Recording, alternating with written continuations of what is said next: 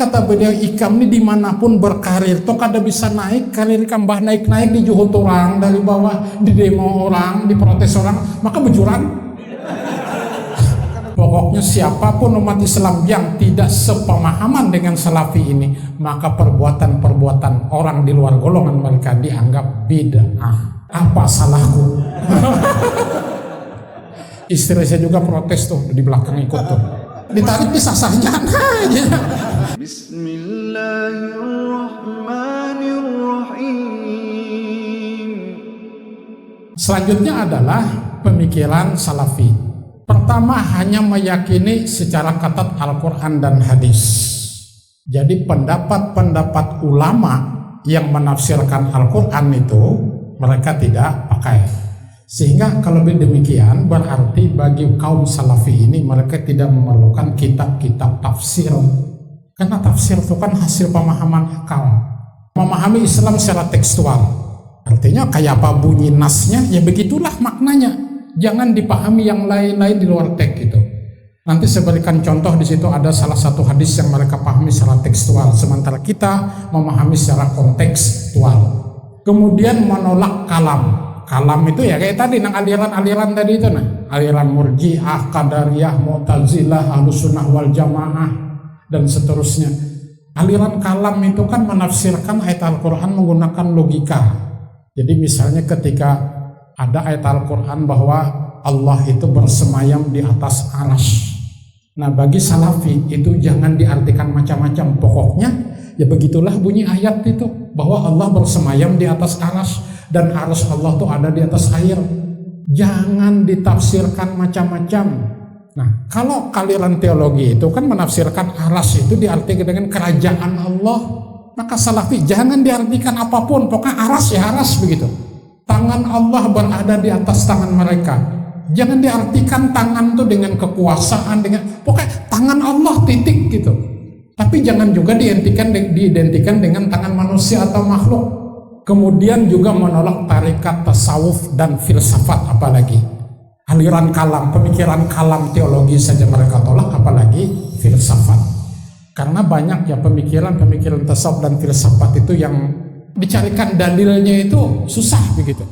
Saya ini kan pernah dulu ketemu seseorang, katanya nama ikam itu banyak mengandung sial, makanya harus diganti. Jadi kenapa sialnya? Jadi dihitunglah nama saya itu dari segi huruf-hurufnya itu. Nur Muslim, nun, waw, ra, mim, sin, lam, mim. Nah masing-masing huruf itu kan ada bilangannya. Nah setelah dijumlah semuanya itu ternyata jumlah bilangan nama saya itu tidak mencukupi batas minimal.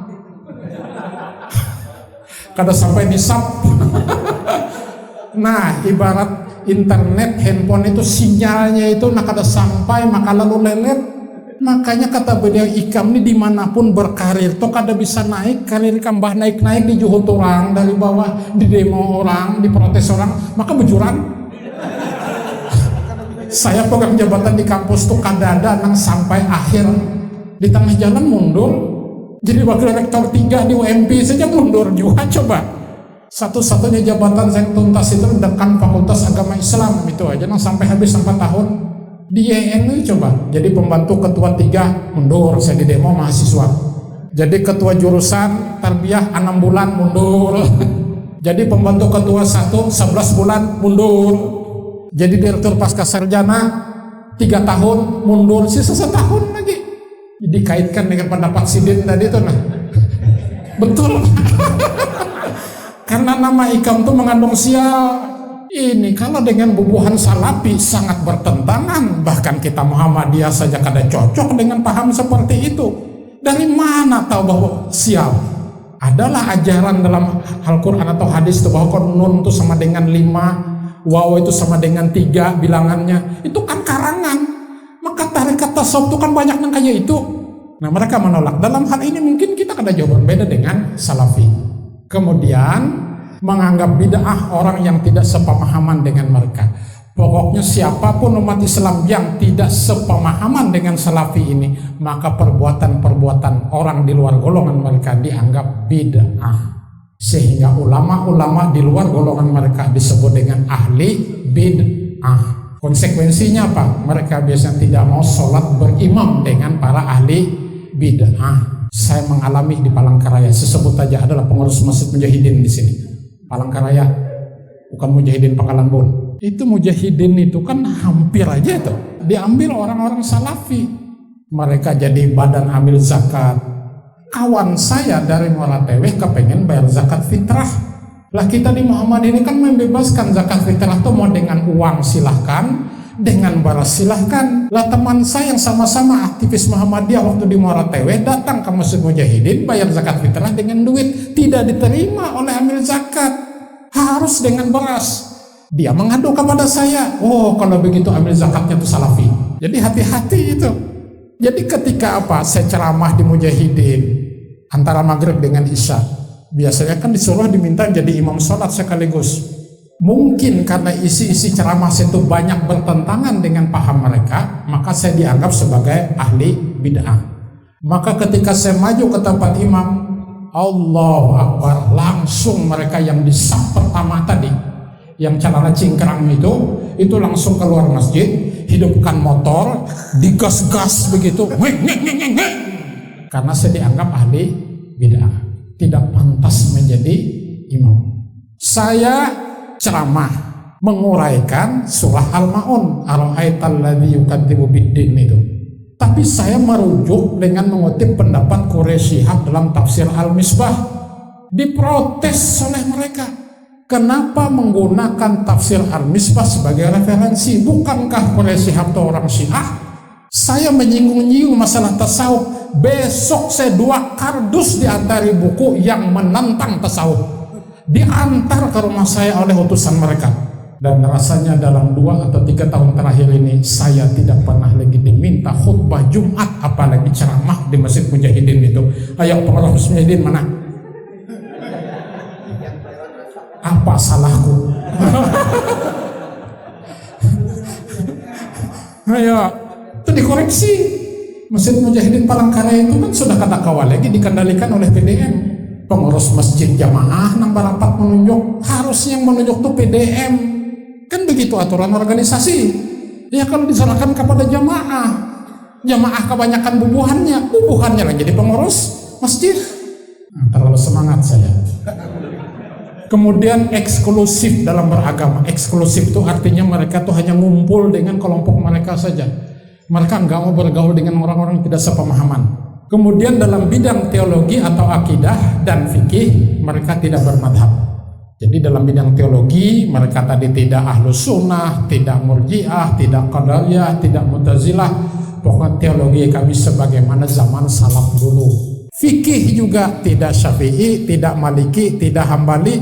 Pokoknya sesuai dengan hadis Al-Quran dan hadis saja.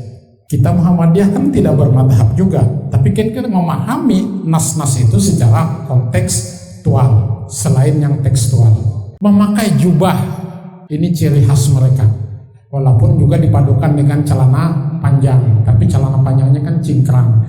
Jadi mereka memakai jubah, memelihara jenggot, atau bahasa anunya tuh lihya, ya memelihara jenggot. Tapi nah ini memingkut-mingkut janggut. Tapi kan tidak berarti yang pakai jenggot itu adalah Salafi, karena memang ada hadis Nabi memerintahkan kita untuk memelihara jenggot dan mencukur kumis. Saya kan terbalik ini, kumis saya pelihara, jenggot saya cukur. Tadi sebelum berangkat ke sini saya mencukur jenggot. Kenapa saya cukur? Jarang-jarang jenggot saya ini. Jadi kalau panjang itu jelek. Istri saya juga protes tuh di belakang ikut tuh.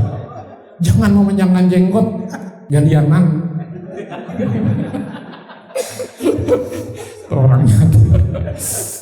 Nah kemudian lagi celana cingkrang tidak boleh isbal. Nah jadi kalau kayak saya ini tidak boleh ini karena menutup mata kaki. Ini memang terkait dengan isbal ini kan memang ada 2 hadis tuh. Ada hadis yang melarang tapi kan ada sambungannya. Tapi ada hadis yang melarang itu karena ada sebab. Sebabnya apa? Karena kesombongan. Nah jadi kalau begitu 2 hadisnya kalau kita padukan, isbal itu artinya pakaian yang sampai menyapu lantai itu menutup mata kaki itu, karena ada niat kesombongan memakainya, maka itu tidak boleh. Menurut saya, pakaian biasa gitu, kalau ada kesombongan itu tidak boleh. Kemudian lagi mereka ini suka menebar dakwah antara lain dengan mengadakan ta'lim. Salat fardu berjamaah di masjid hukumnya fardu ain. Nah, kalau kita apa? Kita ikut Syafi'i fardu kifayah. Kalau sudah ada yang di masjid itu berjamaah salat fardu, ya gugurlah kewajiban itu bagi yang lain kan. Tapi bagi mereka salat yang 5 waktu itu harus di masjid. Inilah keistimewaan Salafi. Mereka sholat fardu selalu ke masjid, bahkan mengambil saf pertama, kedua selalu di depan. Sementara kita tidak seperti mereka. Nah, di sini kita kalah dengan Salafi. Cara turun ketika sujud dalam sholat itu umumnya. Nah, ini pengamatan saya ya, tidak ada sumber rujukannya ini. Pengamatan saya berinteraksi dengan mereka itu seperti ini, mendahulukan tangan baru lutut menyentuh tempat sujud itu. Jadi bisa berjalan membayangkan. Nah, jadi setelah Sami Allahu liman hamidah itu Rabbana lakal hamdu, lalu Allahu Akbar kan tangan dulu, baru lutut, maju lagi begitu.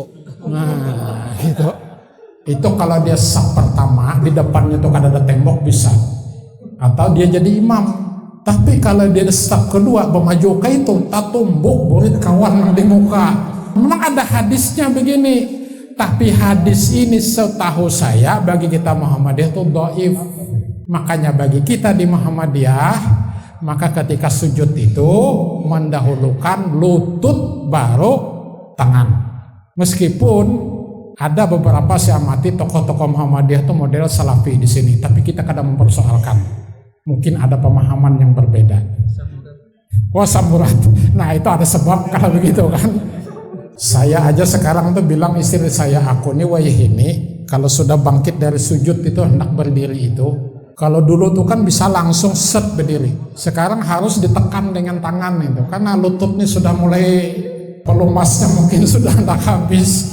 Usia saya ini 59 tahun sudah Bapak. Tahun depan 60. Tua sudah. Jadi wajar aja kalau penyakit satu persatu berdatangan. Untung dapat istri yang membuat saya masih awet muda itu kan. Saf makmum dalam sholat berjamaah harus rapat. Jadi kalau mereka kaki itu kan ujung-ujung jari ini harus menghadap kiblat, lurus gitu. Kalau kita kan begini, pemahaman kita yang penting sholat itu kada membuat gerak anggota tubuh ini pinasara bangalih gitu nah. Santai aja sholat itu. Karena posisi kita kalau berdiri itu kaki itu ya begini, bukan begini. Coba nangka ini berdiri kan rasa apa rasanya di sini itu, atau mungkin karena tidak terbiasa ya. Nah, ini dirapatkan, harus bersentuhan itu kiri kanan. Saya tidak terbiasa begitu. Jangan pas saja tuh segegalianan, sampai satu batis orang. Saya tarik, ditarik di sasahnya. Nah, ini pasar iya adalah di sini kata PBN. Itu pernah cerita dengan saya. Pasar langsung bereaksi itu. Tariknya batis. Ada yang lebih keras lagi. Mau ditarik, cocok pulang batisnya gitu. Apa? Kita berapa kali menarik di sasahnya, tarik sasahnya sampai tak ini berdiri itu nah. Nah, kita memahami hadis itu tidak seperti itu. Nanti mungkin pada kesempatan lain kalau kepengen dibahas. Lalu mereka ini menolak sistem demokrasi. Jadi demokrasi Indonesia ini mereka menolak. Pemilu segala macam itu pada 4 bubuhannya. Karena itu tidak ada di zaman Rasulullah. Kadang-kadang Muhammadiyah juga diidentikan dengan Salafi. Nah, itu kenapa diidentikan ke situ? Karena gerakan Muhammadiyah itu kadang diasosiasikan sebagai bagian dari gerakan Salafi. Gerakan yang secara genealogi pemikiran merujuk pada Ahmad Ibnu Hanbal, Ibnu Taimiyah, dan Muhammad bin Abdul Wahab, yaitu dalam bidang tauhid. Nah, di sini sudah saya sampaikan tadi, kenapa kita diidentikan juga dengan Salafi, karena memang dalam bidang pemurnian tauhid itu kita banyak kesamaan dengan Salafi. Nah, sehingga dengan demikian Muhammadiyah termasuk bagian dari gerakan Salafi dalam makna memurnikan ajaran Islam, bukan Salafi dalam pengertian aliran itu tadi ya.